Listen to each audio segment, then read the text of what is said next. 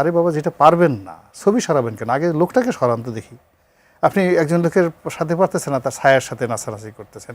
পারলে বাপের বেটার মতো ওই লোকটাকে ওখান থেকে তাড়িয়ে দেন। গণভবন, বঙ্গভবন আক্রমণ করা হবে, গণভবনের মতো বঙ্গভবন গুড়িয়ে দেওয়া হবে এবং সেখানে যে আছে ফ্যাসিবাদের দোসর তাকে তাড়িয়ে দেওয়া হবে। রাষ্ট্রপতি শাহাবুদ্দিন চুপ্পু সাহেবকে যদি গত বছর আগস্ট মাসেই বাদ দেওয়া হতো, বাংলাদেশে একটা টু শব্দ হতো না।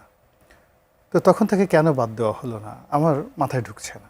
পররাষ্ট্র মন্ত্রণালয় নিশ্চিত করেছে বিদেশে বাংলাদেশের দূতাবাসগুলো থেকে রাষ্ট্রপতির ছবি নামানোর নির্দেশনা দেওয়া হয়েছে। অফিস অর্ডার না দিলেও পররাষ্ট্র মন্ত্রণালয় থেকে টেলিফোনে মৌখিকভাবে মিশনগুলোকে এই নির্দেশ দেওয়া হয়েছে। এই বিষয়টা আপনি কীভাবে দেখছেন? প্রথমত এটা আমি মিলাতে পারছি না যে এই সময়টাতে এই কাজটি কেন করার দরকার ছিল। আমরা একেবারে গত বছর থেকে যেটা স্বাভাবিকভাবে ধরে নিয়েছিলাম যে যেহেতু একটা বিপ্লবী সরকার, গণ অভ্যুত্থানের সরকার এসছে, তো সেক্ষেত্রে সাবেক সরকারের সবাই পাইকারি হারে বাদ পড়বেন। তো সেক্ষেত্রে রাষ্ট্রপতি শাহাবুদ্দিন চুপ্পু সাহেবকে যদি গত বছর আগস্ট মাসেই বাদ দেওয়া হতো, বাংলাদেশে একটা টু শব্দ হতো না। তো তখন থেকে কেন বাদ দেওয়া হলো না আমার মাথায় ঢুকছে না। আবার কেন তাকে এতদিন রেখে দেওয়া হলো আমি এটার কোনো হিসাব মিলাতে পারছি না। মাঝে মধ্যে দেখি যে নানা রকমের ফন্দি হয়, ফিকির হয়, জিকির হয়।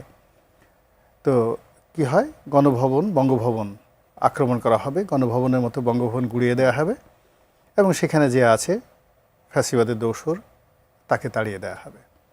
আবার কোনো অদৃশ্য শক্তি কোথা থেকে আসে, ওখানে আবার কোনো কিছুই হয় না।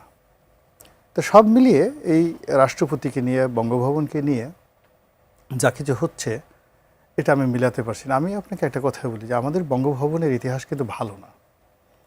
এই বঙ্গভবনে এমন কিছু ঘটনা ঘটেছে পাকিস্তান জামানাতে, ব্রিটিশ জামানাতে, এবং একটা সময় এটা তো নবাবদের হিরাজিল প্রাসাদ ছিল। এখানে কত নারীর আর্তচিৎকার, কত বাইজির কান্না, কত নুপুরের মানে ঝংকার এখানে আছে। তো এই বিষয়গুলো চিন্তা করতে হবে। এটা নিয়ে আসলে খুব স্পর্শকাতর একটা জায়গা। অতি প্রাকৃত অনেকগুলো বিষয় থাকে। এই প্রাকৃত বিষয়গুলো নিয়ে যত কম নাড়াচাড়া করা যায় তত ভালো। আমি আমার ব্যক্তিগত জীবনে যেটা শিখেছি সেটা হলো, মানুষ যখন খুব খারাপ অবস্থায় থাকে অর্থনৈতিকভাবে, সামাজিকভাবে, কিংবা ধরুন কারো শরীর আইসিইউতে আছে, তখন সেখানে বেসিক কাজগুলো করতে হয়। বেসিক কাজের বাইরে একেবারে যেগুলো না হলেই নয় সেই কাজগুলো করতে হয়। 15 বছরের একটা শাসন চলে যাওয়ার পর তাদের যে অর্থনীতি, তাদের যে রাজনীতি, তাদের যে শক্তিমত্তা, তাদের যে আন্ডারওয়ার্ল্ড, তাদের যে ব্যাংকিং, সব কিছু কিন্তু তছনছ হয়ে গেছে। তো সেই জায়গাটাতে মূলত একটা সরকারকে যদি আইনশৃঙ্খলা রক্ষা করতে হয়, মানুষের মনে বিশ্বাস স্থাপন করতে হয়, সব কিছু যদি রিকভারি বলতে যেটা বোঝায় তা করতে হয়, তাহলে তাকে একেবারে যে কাজগুলো না হলেই নয় সেই কাজগুলো তাদের করা উচিত ছিল।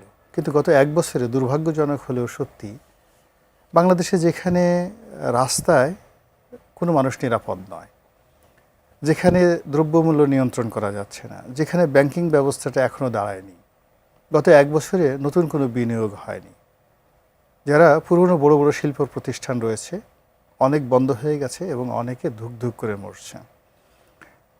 তো সেখানে আমাদের সরকার প্রধান যারা লোকজন আছেন তারা পুরস্কার আনার জন্য দৌড়াদৌড়ি করছেন। বিদেশে যেখানে যাচ্ছেন সেখানেই তার একটা ইউনিভার্সিটিতে বক্তব্য দেওয়া লাগবে আর একটা করে ডক্টরেট ডিগ্রি লাগবে। এটা একেবারে শেখ হাসিনারও ঠিক সেম অভ্যাসটা ছিল। এমনকি ডক্টর মোহাম্মদ ইউনূস কয়েকদিন আগে মালয়েশিয়াতে গেলেন, ওখানে গিয়ে কি একটা অখ্যাত বিশ্ববিদ্যালয় তাকে বক্তৃতা দিতেই হবে এবং ইংরেজিতে কথা বলতেই হবে, বাংলা ভাষা তার একদম বেশি একটা ভালো লাগে না।